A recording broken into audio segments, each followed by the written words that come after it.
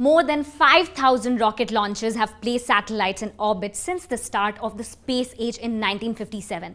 And you know what? Just like in day-to-day life, we, the smartest living being on the planet, keep dumping things here and there. We have started dumping things in space too. We can already see the ill effects of poor waste management around us. But what impact does dumping things here and there in space can lead to? Let's find out. Exactly. How much junk is there in space? There are 2,000 active satellites in Earth's orbit and 3,000 dead satellites too. 34,000 accountable pieces of space junk larger than 10 centimeters and 128 million pieces of space junk larger than 1 millimeter.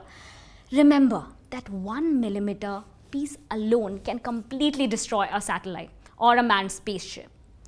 1 in 10,000 risks of collision will require debris avoidance maneuvers. How to clean up the mess? The UN has asked all companies to remove their satellites from orbit within 25 years after the end of their mission. And the ways to do this include removing dead satellites from orbit and dragging them back into the atmosphere, where they will burn up.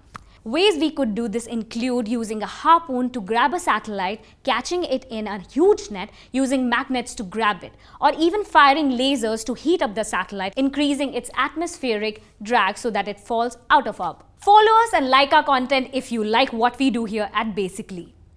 Be your better self. Basically, no more, be more. So that's it from me today. We have got really interesting stories for you tomorrow. See you soon.